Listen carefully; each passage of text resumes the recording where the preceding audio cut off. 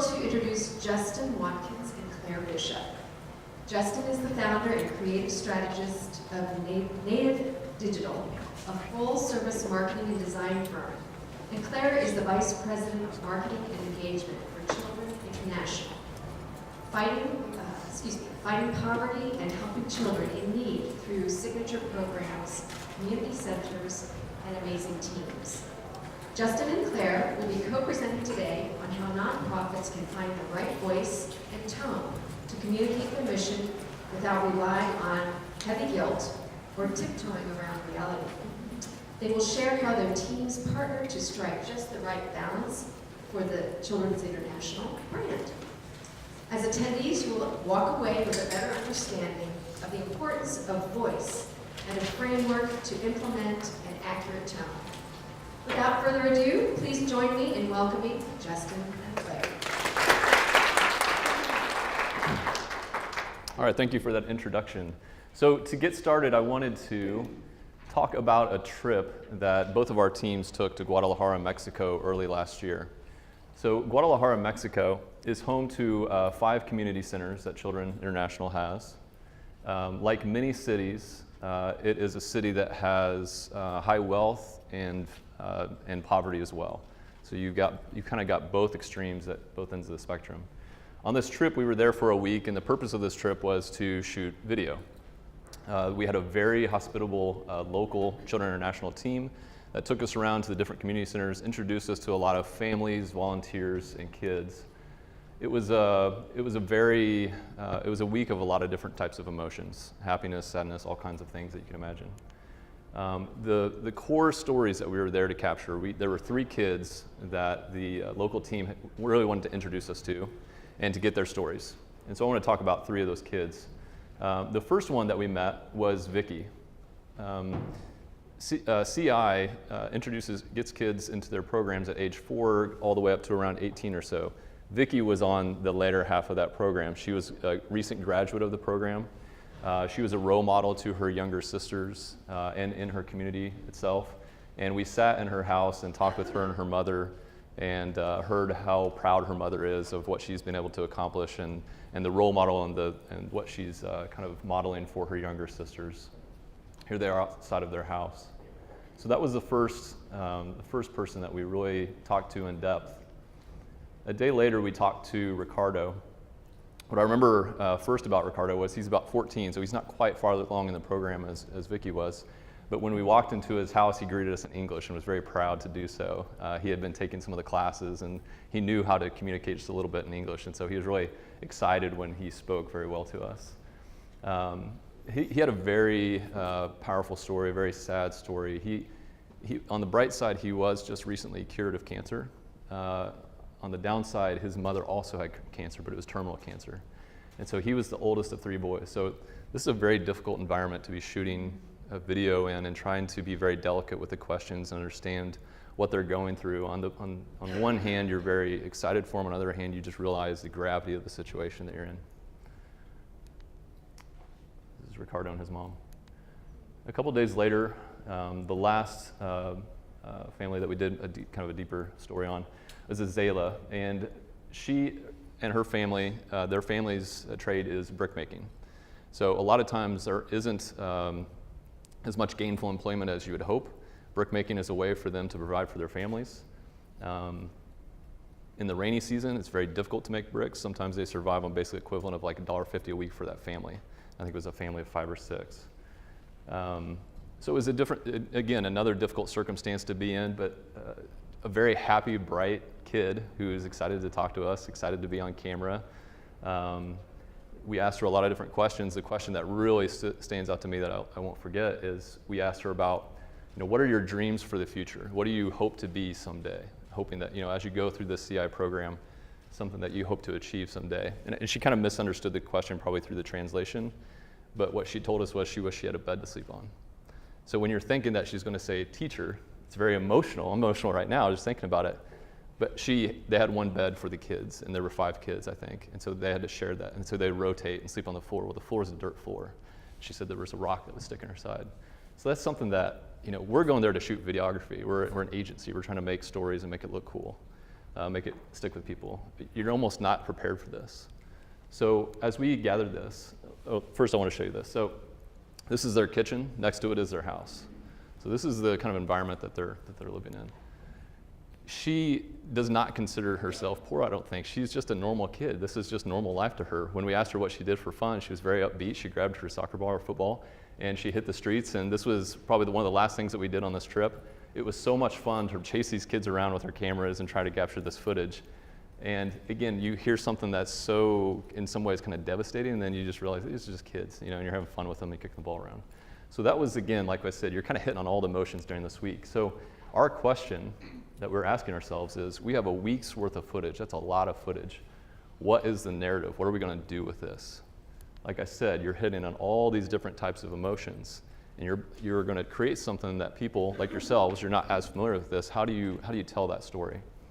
That's where voice can be very important. And so before we get into voice, I'd like Claire to talk a little bit more about the organization so you understand who we're trying to represent. Yeah. How many in the room have heard of Children International? That's great. That is more than I would have expected. We are an international humanitarian organization that's focused on making kids' lives better through a holistic development program that focuses on health, education, empowerment, and employment. Those 4 pillars of development and growth for kids aged 2 to 18. And in fact, some of our programs take kids beyond that 18-year-old mark and into employment. The ultimate goal is to get kids into good-paying jobs that ultimately lift them out of poverty. We're headquartered right here in Kansas City. I'm proud to be so. Many people don't even know that we're here. We are one of the largest organizations, nonprofit organizations in Kansas City, but because most of our programs are, in fact, all of our programs are outside of the Kansas City area. Most are international. We do have a domestic program in Little Rock, Arkansas. We've been around for over 80 years and headquartered right here during that time. So we've helped over 1 million kids across the world through our team of local doctors, coaches, staff, and 9,000 active volunteers. So we've got 1,200 staff around the world, 9,000 volunteers, most of whom are family members, moms of the kids that we serve. We offer our programs through 70+ community centers in 10 different countries. So our model is delivered through this community center that's embedded in the communities that we serve. Often these are poverty-stricken communities.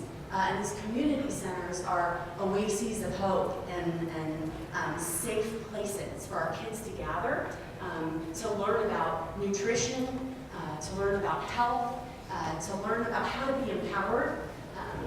And when I say empowered, I always like to say something that struck me on my first trip to the field. Empowerment means a lot of different things. For many of the kids that we serve, empowerment means just teaching them how to be able to walk into a room and look someone in the eyes and introduce themselves and have the confidence. These kids come from circumstances that would break your heart, and they don't have good role models. So these community centers are places where they can learn skills that ultimately make them successful in the world, in the environment. And that impact, it affects the kids themselves, and we're all about that kid. But that impact and that hope radiates throughout communities. And that's an important part of our change theory. We believe that to change the circumstances in the world for these kids, we lift them out of poverty, we focus on those kids. So 90% of our funding goes directly to support programs that we have around the world. So we're incredibly proud of our credibility as an organization, of the great work that we do around the world, and we want more people to know about it, right? Which is why we're here talking to you today about the Children International Grant. So when I joined the organization in 2016, I come from a marketing background. I was also at an advertising agency. I focused on travel and hospitality, and I had a calling to do something that felt like it had more meaning for me personally, and also had an impact of good on others. I got to a point in my life where I kind of said, what am I doing with my life, and what's my why? What's my personal mission? My personal mission is to wake up every day and do something good for other people. I'm so graced and honored to have the opportunity to do that at CI every day. I consider my role an absolute gift. When I joined the organization, we were in the midst of tremendous change. Our transformative change was focused first on programs. So we went from being an organization that focused primarily in material aid and assistance, so sort of logistics and band-aiding the problem of poverty that these kids were facing, to a holistic child development model that's focused on those 4 pillars of health, education, empowerment, and employment. And it's really at its core, development versus aid. You know, that's a common narrative in the NGO space, you know. We want to not just band-aid the problem, we want to eradicate it. So that's very much the focus of the change in our programs. We also, you know, we're primarily, most of our funds come through child sponsorship. So have any of you ever sponsored international child? Familiar with the concept? It's common. It was well known in the 80s with, you know, for less than, you know, a cup of coffee a day, you can make a change in the life of the child. It's a very effective fundraising framework, and it's a really powerful engagement. Our sponsors of kids write letters. I sponsor 2 kids, and one of my sponsored kids, he's 17 years old. He lives in Ecuador. He should be too cool for school. I get letters from him probably 8 times a year, and every single one has a hand-drawn picture on it that he's done with colored pencils, and it just blows my mind. I think about him in Ecuador at 17 years of age in our community center, drawing his pictures for my daughter and I to look at and open in our letters. And so it's a very powerful engagement that folks have as they sponsor kids through our program. But we're looking to diversify ways that people can join our cause in this movement that, I mean, I think if you hear it, no one doesn't want to do this work of making people's lives better and eradicating poverty and creating hope and unleashing dreams. You know, people want to be a part of that. Not everyone wants to sponsor a child. So we're working on building relevance across a variety of giving opportunities and audiences, and raising our relevance, especially in you know, the major philanthropic community. We're backed by a significant investment in monitoring, evaluation, and learning to understand the impacts of our programs and of that framework. And that gives us a real opportunity that we've not taken before to talk with philanthropists who are willing to make catalytic investments and major investments in our program. So we're looking to diversify our funding in that way. And then finally, we had an outdated look and feel. And around the time that I joined the organization, we relaunched our website with a powerful new brand, new identity, great visual imagery. And it was largely the visual piece of that. What we hadn't landed on was how yet to talk effectively about the cause, about the problem, and to do so in navigating that kind of narrow space between showing need and showing kids who were being positively impacted by our programs. So we knew we needed to evolve, but we weren't exactly sure in what way. How do we communicate our purpose very clearly? What's the right tone and voice? How should visuals support that? And if you think about, you know, as a consumer, as a recipient of that messaging, you in order to be moved to action, you have to understand the need that exists. So we can't just show all happy, you know, good times, even though that's, you know, Justin said, we're, you know, on our trip to Guadalajara, we were there to create some videos that were impactful and compelling, and, you know, from the agency business, yeah, you want to, you know, get attention and package things up all nice and neat. This is not something that can be packaged up all nice and neat. It's complex. It's at times beyond heartbreaking. So there's a yin and yang to what we're doing. There's this incredible hope and optimism and the dignity that is being imbued in these kids and in their families as a result of these programs and this transformational change. And the indefatigable spirit of these kids ultimately. So we're going to talk a little bit about how we put these stories together to capture on that. We swung I didn't talk about the pendulum. Yeah, here we go. Yeah, that's what it is. So, in our kind of older, outdated brands, we had very much that feel of the 80s commercial with, kids and often, dirt or flies on their face and living in destitution and poverty.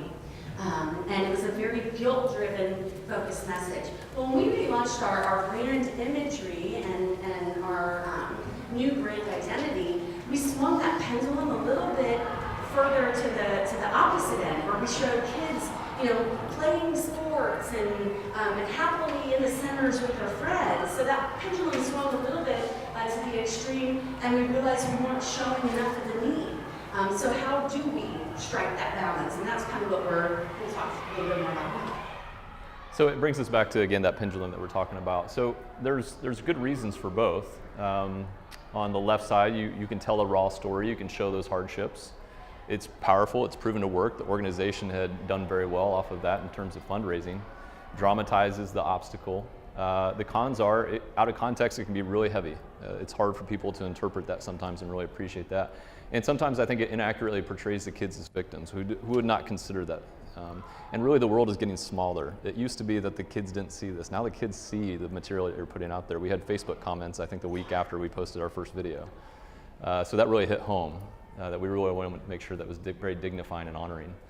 On the right-hand side, again, this is kind of where CI was the day we got involved. Supporters felt really good. The kids were portrayed in a very positive light. But the con was there was not a whole lot of conflict or need, so exactly what problem am I donating my time and money to? So our job was to speak to both sides. And as Claire has said, that can be a very narrow line to work down. It is very complex. You can't stay on one side or the other too long. There's a very narrow path for you, and in marketing, you have a very small window of time of when you're going to get someone's attention, so you got to make sure it's right. And that is why you take this time to define your voice and define all of these things to where when you do have that moment, you say exactly what you want to say, and everything is well prioritized. So we've got 5 points to share with you guys today that hopefully you can apply to your work. And the first one that we're going to talk about is community. So when you're talking about voice, this is how you sound and how you portray your personality, your brand. How does your audience talk? Mirroring is an important thing. You want to talk to the people that you're really wanting to speak to in the same way that they're wanting to talk to you.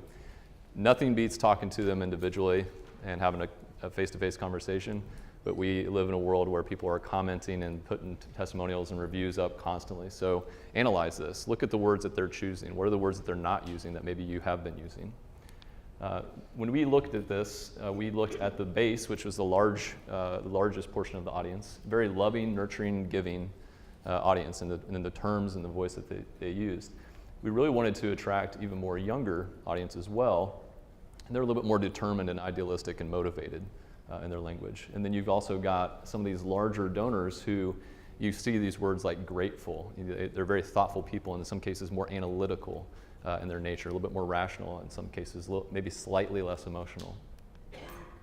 So the number 2, we looked at the conversation. So not only how are they talking, but what are the topics that they're talking about? Surprise, surprise, people who are participating with Children International really care about children. And when you look at the priorities, and we started to look at the top performing social media posts or the things that do well on the website, the children are the interesting point for the audience. Now, there's other things that people are interested in, and CI is also interested in talking about it because it's important, but they paled in comparison to the kids themselves. So that's something that we also take into consideration as we start to define the brand and all of the meaning around that. So kids primarily, but programs are important. So is the community around it, the context of the kids, understanding the environment that they live in, the countries that they live in, and the impact that they were having, very important as well. Number 3 is competitors. So now in the nonprofit space, we call them peer organizations, but it's important to see what's working for them and ways that we can stand out. Very important. If you sound like everybody else, it's easy to kind of fall into the background. So we studied this. Yeah, and something that we've been focused on in the marketing group at CI is becoming much more centric around our supporters, our donors, understanding what's going on in their heads that gets them to the point of participating, making a financial contribution, donating their time. And what we've learned, I mean, this isn't some conceptual science, and donors aren't some study group that we're looking at in the lab. These are you, and it's me. And if you think about what the organizations that you give to, and your why behind that, it's often, and I would argue exclusively, driven by your emotion, your emotional need to do something, to make a difference, to connect. You validate that decision with facts and data, but that decision is absolutely an emotional one. So storytelling in this space is just so critical. And we've really focused our efforts at CI on becoming incredible, impactful storytellers. And we have no shortage of incredible, impactful, awesome stories. And that's what we're doing. Yeah. So story to me is one of those buzzwords that it's a basic term, but it is getting used and abused so often. There's so many people who will say, well, I'm a storyteller, and then the work they do has no story in it. I think we use the word story so much we forget what the heck a story is. So what we did is we dissected it. Let's look at the actual elements of a story. We looked at the competitors, and we looked at who are the protagonists. What is the antagonist? Usually not a person, but an idea or an obstacle. What is the setting? What is the conflict that they're identifying? These are basic elements. We were all taught this in grade school, but somehow we kind of forget and think we forget what a story is. So we did that. We broke that down for a competitive set, a lot of different peer orgs. We looked at everything from celebrities and founders all the way down to the children themselves, and sometimes found cases where the people who were being helped were interviewing themselves. Which one is right for us? Is it right for the sponsor to be the voice, or is it more for the kids? Ultimately, we came down to the kids really need to be front and center as much as possible. So that was something that we looked at. We also, again, looked at just the basic principles of storytelling, and in doing so, we took some videos that we all thought were something that we could learn from, some that had done well online, and we looked at, well, what's the length of their story? Where do they introduce the resolution? Where is the conflict coming into place? How long do they talk about the conflict and the obstacle? As you do this, you start to see things that work, and then you try to figure out, well, what could work for us? So the first example was massively successful, but this didn't fit our brand or our direction that we were going. They hung on the conflict at the end. It felt you left that video feeling very guilty, and that was something that we were not comfortable with. The next two examples, I think, were a little bit better in the breakdown in the sense that they addressed the conflict. It was about half of the time that they spent in that video, maybe about 60%. But then they left you on this optimistic note, showing you what that resolution is and how you can be a part of that. That felt really good to us when we were looking at that. We compared that to one of the more recent Children International videos. And again, this is where we're identifying the problem. It was all resolution. We hadn't introduced conflict. So how do we do that now? We also looked at the tone. Charity Water is one of our good examples that you can study here. They have such strong language in the way they open up and the way they close, and we thought that was something that we could learn from as well. So at this point, we have done those 4 C's. We're ready to make some definitions. We've done our homework. We want to know what we are and what we're not. As we've said, we were guilt, now we are fun, and now we're moving to this new world of more inspired voice traits. So we think it's really important to not have a list of 20 that's posted on someone's desk. That's overwhelming. It's hard to be all 20 of these. We really try hard and fight and argue about what are the 4 that should be the ones that we have that are memorable in some ways, terms that are memorable and mean something to you that you can memorize as you are, if you're writing a social post or writing the About Us page or a newsletter, you can think of those. And so the 4 that we came up with were inviting, so never corporate, exclusive, insistent, or nagging, which can be easy to do if you're not careful. Rallying, which was a bit of a new direction for us. It's not apathetic, it's not defeated, and it's definitely not guilt-driven. Determined, so never myopic or transactional, because these kids are very determined. Once they get in these programs, they become very determined. And then journalistic was one that I think we've debated on a lot. The point of journalistic was, let's just tell the story and let the kid be the center of it, and let's not get in between them. Let's bring people closer together if we can. And we're not the hero and we're not the center of attention. It's about the kids and it's about the sponsors getting as close to them as possible. Yeah, reducing that distance. And a lot of times there's a huge amount of physical distance between a sponsor in the States and a sponsored child in India. So how can we, through storytelling, reduce that physical distance and connect lives? So we do what all agencies do. We created a brand guideline book. We introduced that to the team and made a presentation. We printed out brand cheat sheets for people to post up on their cubes. That's where most people, I would say, probably stop, and that leads us to our fifth and final point, which is you got to practice this stuff. It's not okay to just have this be a presentation and that's where it ends. If you think about the people that are new to your organization who come in and they miss that presentation, now it's just a booklet to them. So you have to have this ongoing practice. Use it as an active living guide and try to make sure that it's not just a session where people nod their heads and say, yeah, I agree with that, but actually know how to put it into practice. And I think that's really when you start to see things change. And through that process, you examine it. As you continue to apply it, you examine it, and that's really important because these things, they don't just sit on the shelf. It's not a static thing, a brand and a voice. It's a very dynamic. Yeah, so 10 years ago, you might have had a handful of people that spoke on behalf of your organization. Now there's so many people who can speak on your behalf. If you think about everybody who has access, probably even just your social channels, it's a lot of people. So you really need to practice this stuff. I give CI a lot of credit because they did a full all-day brand camp to walk through what the definition of this was and put a lot of exercises in place and have people participate with it, poke holes in it, ask questions about it, and do some exercises. One of the exercises that we really like to do is to show examples of the voice, and people have to throw up their paddles, which one is actually on brand, which one matches up with our voice, because it's easy to nod along. It's harder to dissect it when they. So what I'm going to do is I'm going to show you an example of one of those, and then the second question I'm going to see if you guys can pick one out. So this is an example of social media. Again, a really important place where I think it's important to get this right. So A is, it's the kids. See faces and details of kids whose lives will be changed by you, the sponsor. B, meet Angelica. She loves listening to music, dancing, and drawing. Ready to help change her life? Sponsor her. C is, CI contextualizes programs to deliver help to kids in poverty. Meet the kids whose lives you can help. It's not obvious. It's not easy. Does anyone have a guess? I showed the answer too soon. Now do you know? Okay. So B, what we liked about B is it's a little bit more respectful. We thought it's personal because we talk about a single child. We talk about what her interests are, how she's an individual, what she's interested in. It's kind of rallying at the end, and it's relatable. Who can't relate to the music and dancing and drawing? And it's drawing attention to the child, not necessarily the sponsor or the program, which is literally what people are interested in. So this one I won't give you the answer on yet. So this is, let's just call this a headline on an about page. Which one is most fitting with the voice attributes we talked about earlier? Everything we accomplish is because of our sponsors. We connect world-changing sponsors with kids who desperately need help. To end the cycle of poverty, we first start with one child. C. You guys are smart. Wow, yeah. We feel like that's inviting, it's rallying, it's determined, it's attention on the goal. We love our sponsors, we love the programs. That's not really the focus of this. So again, we felt like that's right. So you can see how going through these games, you go through it.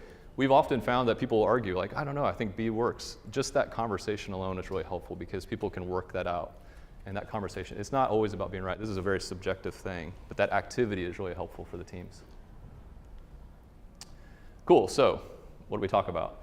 The thing I'm going to rush through here is that now you know how to talk and what it should sound like.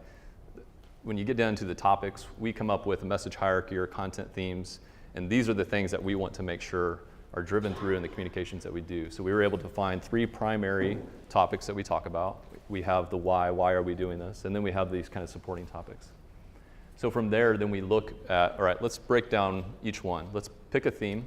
Let's come up with ideas for all the mediums that really hit that point home. And then we look at all of those things that have been brainstormed. We select the ones that we're going to activate on. We schedule it, we pick a creator for it, and then we go. That really helps us center what we do because we're not just coming up with random ideas. They're very focused and prioritized. So let's show you a little work to kind of round this out. This is the first set of print ads that we came out with the new brand definitions and voice. If you notice, it's not multiple kids, it's one kid. It's a very one-to-one connection. We say the word poverty, but then it doesn't feel desperate. In fact, I think it feels motivating, the fact that they're saying, I'm breaking out of this. This doesn't define who I am. And look at the confidence in their eyes. They do not look sad. They look very determined. And that's There's a very particular style that we really wanted to get across, is these kids look motivated.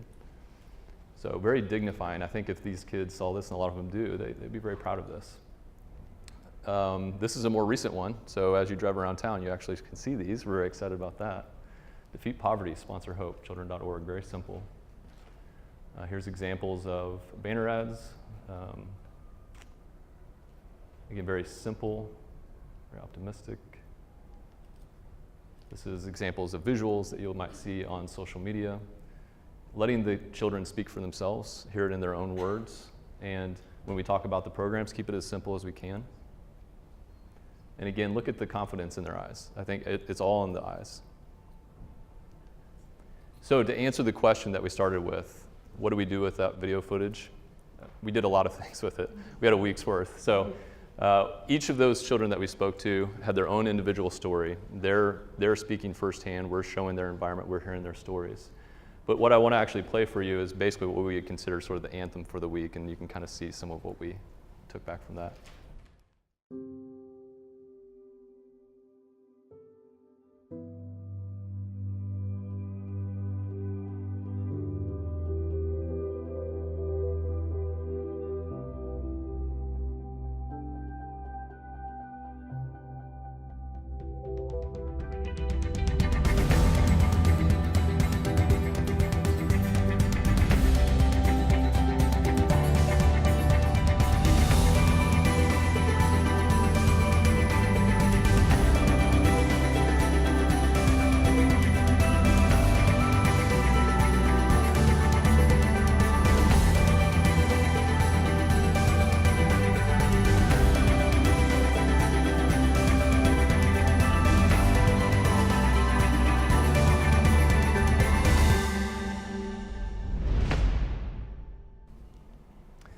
So that's what we did from that trip. This is our 5-point checklist that you guys can hopefully put into practice with your own brands. And that is our talk for today. Thank you so much for having us.